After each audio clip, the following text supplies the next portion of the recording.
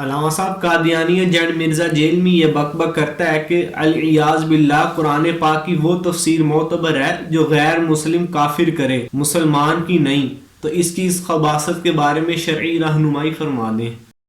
آپ یہ بتائیں کافر کسے کہتے ہیں؟ جو ضروریات دین کا منکر ہو۔ ضروریات دین کا منکر ہو، یعنی اللہ اور اس کے رسول پاک کی باتوں میں انہیں سچا نہ جانے، جی ٹھیک ہے نا؟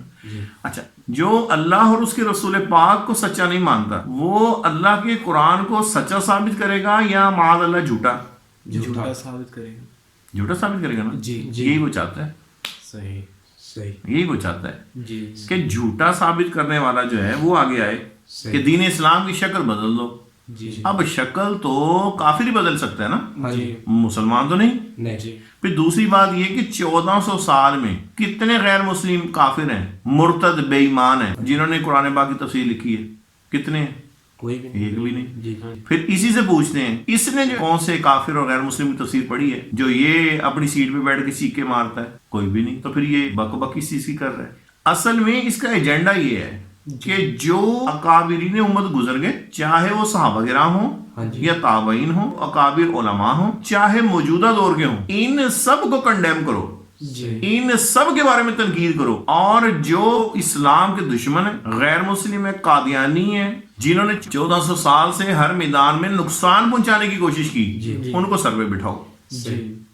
یہی وجہ ہے کہ وہ قادیانیوں کے لیے اس کی لینگویج کچھ اور ہے، اور اکابر اولیاء اور ائمہ مجتہدین، تابعین، صحابہ کرام، اللہ اور اس کے رسول پاک کے لیے اور ہے۔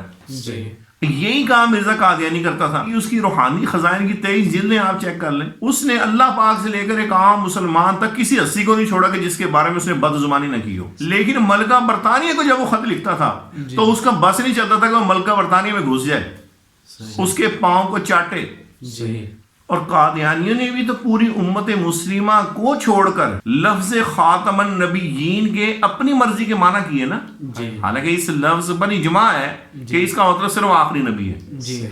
تو انہوں نے چونکہ قرآن پاک کی تفسیر کے اگینسٹ غیر مسلم ایجنڈے پر ختم نبوت پہ ڈکیتی کی، اس کا بھی وہی مشن ہے کہ 1400 سال کے جو اکابرین ہیں ان کو غیر معتبر قرار دو، یعنی ان تمام جو ایک راہ ہدایت کے ستارے ہیں ان کی بجائے غیر مسلم کافر جن کے لیے ہمیشہ کی جہنم ہے ان کی بات ان کے مقابلے میں لے کے آؤ۔ تو ہونا ہمارا کیا ہے؟ حقیقت میں اگر آپ تھوڑا سا اور گہرائی میں جائیں تو وہ یہ کہنا چاہ رہا ہے کہ قادیانیوں نے جو تشریح کی ہے نا اس کو آپ قبول کرو، معاذ اللہ، ٹھیک ہے نا؟ جی ہاں، کیونکہ ان کا بھی وہی ایجنڈا ہے، اس کا بھی وہی ایجنڈا ہے۔ تو سر اصل میں وہ آپ لوگوں کو ڈائریکٹ تو نہیں کہہ سکتا کہ معاذ اللہ آپ قادیانی ہو جائیں، لیکن وہ یہ ضرور کہنا چاہ رہا ہے کہ آپ لوگ اپنی جو سرٹیفکیٹ اور سند ہے نا ہر چیز کی وہ غیر مسلموں سے لو، اور قادیانیوں کو کھینچ تان کے مرتدین سے اوپر لا کے وہ غیر مسلموں تک لے کے آنا چاہ رہا ہے، اور آپ کے جو اکابرین ہیں انہیں وہ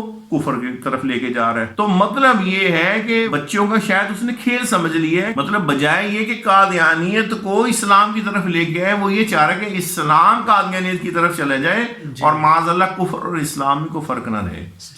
تو اس کے لیے پھر جس طرح بلیوں نے باندر کو بٹھایا تھا کہ وہ ہماری روٹی بانٹ دو، تو یہ سر وہ کفر کے باندر کو بٹھانا چاہتا ہے کہ آپ ان سے قرآن سیکھیں۔ تو سب سے پہلے تو میں یہ کہوں گا نا کہ ذرا پہلے مرزا چڈو یہ بتائے نا کہ اس نے کون سے کافر غیر مسلم سے وہ مرزا قادیانی کا نام لے دے تو ٹھیک ہے، وہی اس کا بابا ہو سکتا ہے نا۔ ہم نے تو پہلے کہا کہ وہ جو کہتا ہے کہ نام ہے وابی، نام ہے بابی، تو سر بابے اس کے ہے ہی نہیں اس قابل کے جن کا وہ نام لے، یہ بابے ہیں اس کے جو ختم نبوت کے ڈاکو ہیں، غامدی ٹائپ جیسے جو سنیوں کو قتل عام کرنے والے ہیں، ابن عبد الوہاب نجدی اور مرزا قادیانی جیسے ٹٹو ٹہرے ہیں، وہ اس طرح کے اس کے بابے ہیں۔ تو وہ اصل میں ان بابوں کا دین آنا چاہ رہا ہے، اس کو ہمارے جو بزرگ اکابر بابے ہیں جن کی زندگی اسلام کی خدمت میں گزری وہ اس کو پسند نہیں ہے، اس لیے وہ یہ کہتا ہے۔ اب آپ کو کلیئر ہو گیا؟ جی بالکل۔ اللہ پاک ہمیں اس کی